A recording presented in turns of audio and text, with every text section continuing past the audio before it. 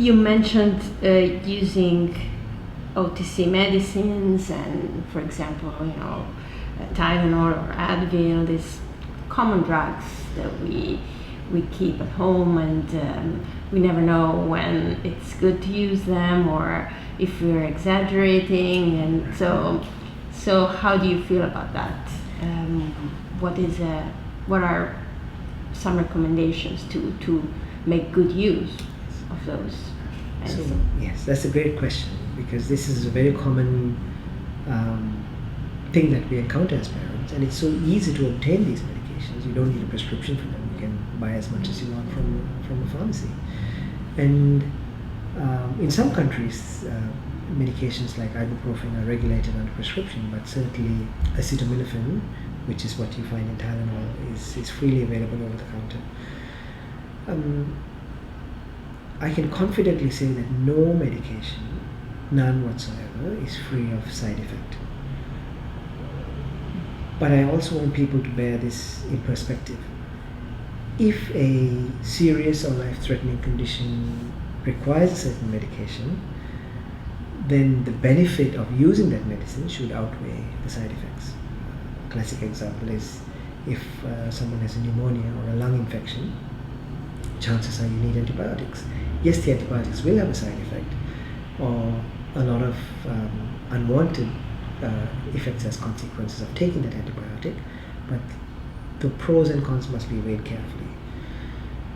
So similarly, when we talk about over-the-counter medicines or OTC medications, we use it commonly in two situations. One is fever, the other is pain, and I'll touch on both of those.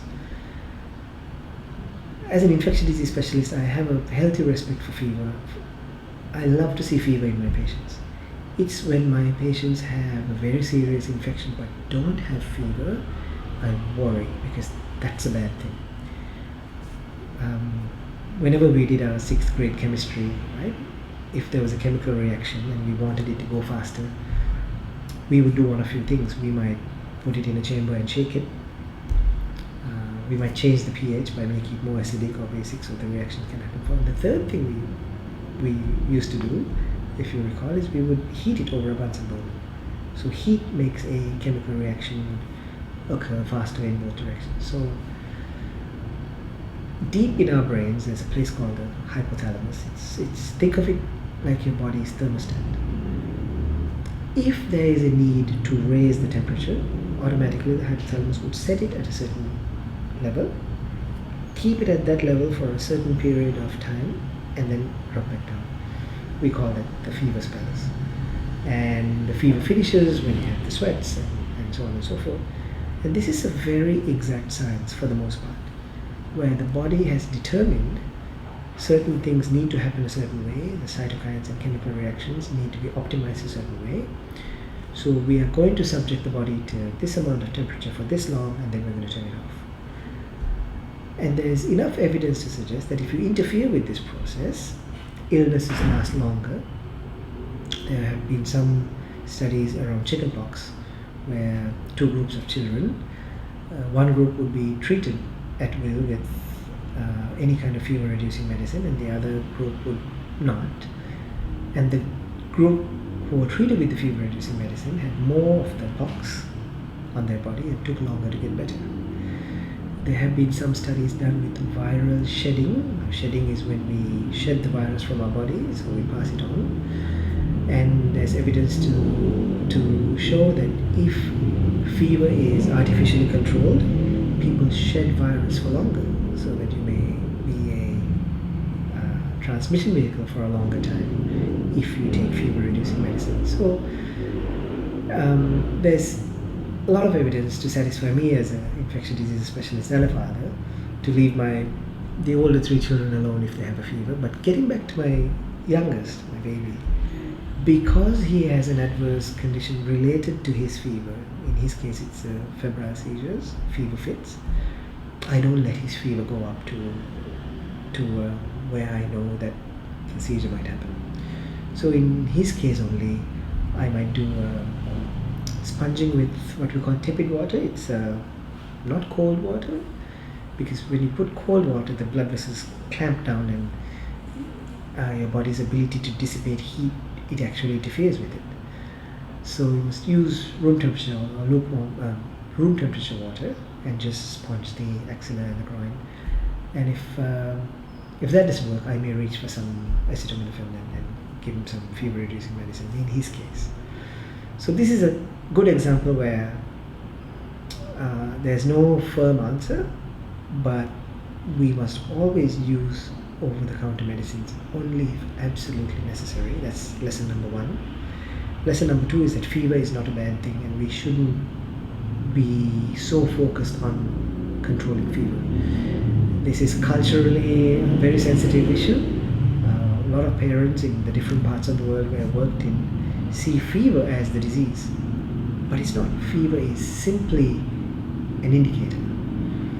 And if we go to if we get some examples from a related industry, the aviation industry, and there are some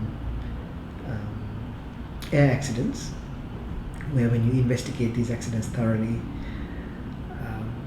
there are certain biases that we've noticed in the flight deck, and sometimes it's an alarm that keeps going off, and the pilots get so distracted with trying to turn that alarm off or trying to fix that one problem that they forget one of the cardinal rules of aviation, which is fly the plane.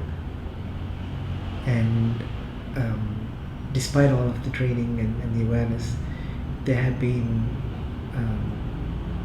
several fatal accidents because people were focused on the alarm and forgot to fly the plane. So I want to extrapolate that example and apply it to our parents.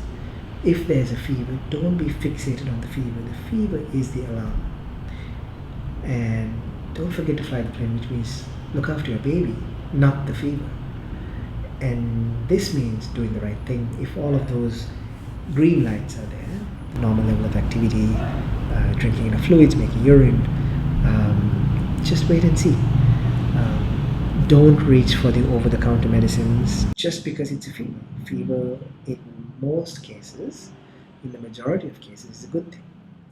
So I really want to drive that message home.